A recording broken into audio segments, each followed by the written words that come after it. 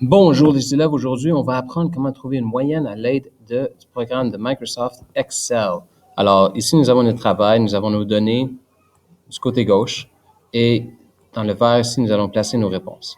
Alors pour cette tâche aujourd'hui, vous allez trouver la moyenne d'argent ramassé de chaque classe. Alors il y a la classe de M. Roger, la classe de Mme Lise et la classe de M. Alain. Chaque classe a ramassé de l'argent pour une levée de fonds quelconque. Chaque élève a ramassé de l'argent. Puis on veut savoir quelle classe, en moyenne, les élèves ont ramassé combien, quelle classe, la moyenne, en moyenne, les élèves ont ramassé plus d'argent. Puis pour ça, il faut trouver la moyenne d'argent ramassé par chaque élève dans chaque classe. Ensuite, on veut savoir dans toute l'école ou les 3 classes au complet, c'était quoi la moyenne que les élèves ont ramassé. On pourrait le faire avec le papier-crayon, avec une calculatrice, puis il n'y a rien de mal avec ça. Mais aujourd'hui, on va apprendre comment le faire avec un programme, un logiciel qui s'appelle Excel. C'est vraiment pas compliqué, vous allez voir, c'est très, très simple. Il y a quelques petites choses qu'on doit apprendre. Dans Excel, Excel fonctionne avec des cellules. Alors, chaque cellule est une différente valeur dans un grand tableau. Du côté gauche ici, j'ai toutes mes données. Alors, j'ai la classe de M. Roger et toutes les données des élèves qui ont ramassé de l'argent, le nom de chaque élève dans la classe, le nombre d'élèves. Même chose pour la classe de Mme Lise, le montant que chaque élève a ramassé, le nombre d'élèves et tout leur nom. Et la même chose pour M. Alain, tout l'argent qu'il a ramassé, le nombre d'élèves et ensuite, et ainsi de suite. Alors ça va être les données qu'on va utiliser pour trouver la moyenne. Pour trouver une moyenne en Excel, c'est très, très facile.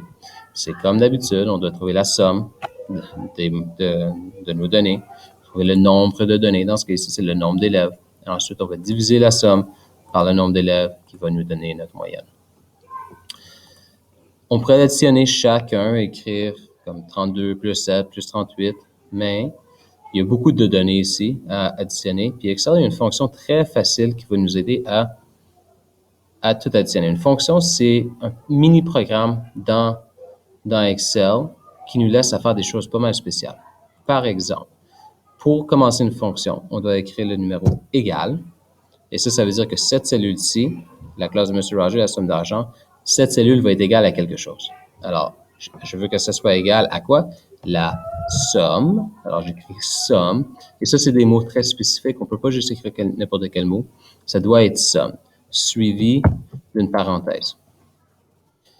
Et maintenant, ça me dit, j'ai besoin de 2 différents nombres. Alors, je vais aller choisir quel numéro que je veux additionner. Si vous vous rappelez bien, une somme, c'est la réponse de l'addition. Alors, je vais additionner 32. Je vais additionner tout l'argent de la classe de M. Roger. Alors, je vais sélectionner, je vais cliquer glisser jusqu'à temps que j'ai tout l'argent qui a été ramassé par la classe de M. Roger. Comme ci. Alors, j'ai toutes les données qui ont été ramassées. Maintenant, ça me dit que je veux la somme du montant d'argent du tableau 3. Ça, c'est tableau 3. Alors, je pèse retour ou enter. Et maintenant, ça a calculé la somme pour moi. Ça me dit que la somme de la classe de M. Roger, c'est 388 $. Ils ont ramassé beaucoup d'argent. Maintenant, je veux savoir le nombre d'élèves. Alors, je peux les compter, 1, 2, 3, 4, 5, mais ils sont déjà numérotés sur le côté. Alors, je vais aller voir c'est quoi le dernier élève. C'est Démétrius, le 20e élève. Alors, il y a combien d'élèves dans la classe? Il y en a 20. J'écris le numéro 20. Finalement, maintenant, je veux trouver la moyenne.